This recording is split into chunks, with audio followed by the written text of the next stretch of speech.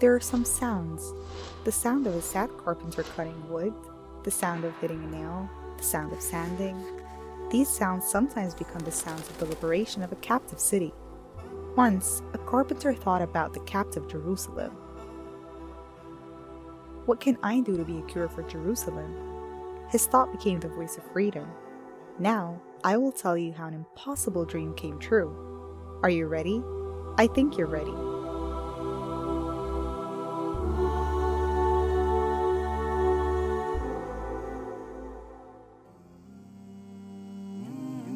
According to the story, an old carpenter worried about Jerusalem's being taken away from the Muslims. He kept thinking, what can I do for Jerusalem? He had a problem. That problem was Jerusalem. Then he found a solution. I am a carpenter. I must do for Jerusalem whatever I do best. He decided to build a pulpit for Jerusalem, and it would be a commander's dream. The pulpit made by the carpenter was so beautiful that its beauty was heard in many countries. All I could do was make this pulpit, and I used all my talent to make the most beautiful pulpit of my life. My strength was enough to do only a pulpit. My belief is this: a warrior will emerge, build strong armies, defeat the crusaders by Allah's leave, and put this beautiful pulpit in Masjid al-Aqsa. Those words resounded like a storm in the life of the young commander.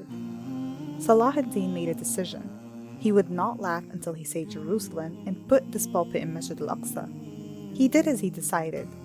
33 years passed, but Salahaddin didn't laugh until he saved Jerusalem. Although he had the means to live in palaces, he lived in tents. But he never sat idly. He made plans for Jerusalem and established regular armies.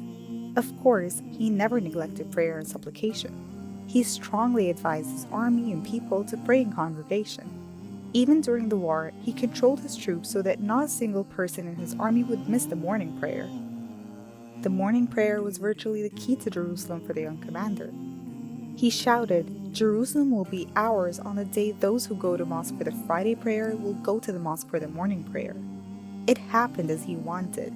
When the number of people who performed the morning prayer while people were asleep increased, Jerusalem was captured by Muslims again. Jerusalem was liberated from occupation.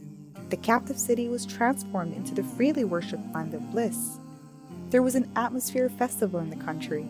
The smiles that had been missing for years covered Salahaddin Ayyubi's face. The city wept with happiness in the prostration of gratitude. Jerusalem was saved, and the pulpit, which was the means of this salvation, attained its real place. This is how it happened. Allah intervenes in every work done with belief. Just trust Him. What I told is not just the story of a pulpit, it is the story of believing and striving. This is the story of the victory of two people who were worried by thinking, what can I do for Jerusalem? When I heard the story, I asked myself, what can I do for the captive Jerusalem? I'm not a carpenter, I'm not a writer, I am not Salahaddin Ayyubi. So, who am I? What can I do to save Jerusalem? There had to be an answer to that. Since the carpenter had built the pulpit for Jerusalem and the commander Salahaddin had built strong armies, I could do something too. I could at least paint a picture that screamed Jerusalem. Talking about Jerusalem should not be only with words, right? Pictures could also scream Jerusalem. That's what I did. Painting was the best thing I could do. I made a painting about Jerusalem, and I believed wholeheartedly that I could hear the cry of Jerusalem with my paints. Did I just believe? No. Belief requires action too. I prayed. I even prayed for Muslims to remember Jerusalem again. What is our value if we don't pray to Allah? Salahaddin is gone now, but we have the responsibility.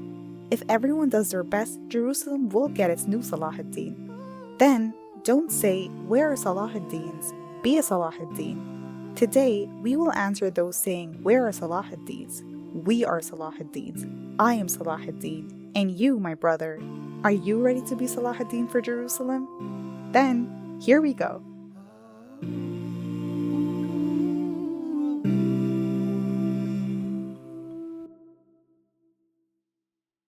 Assalamu alaikum, brothers and sisters.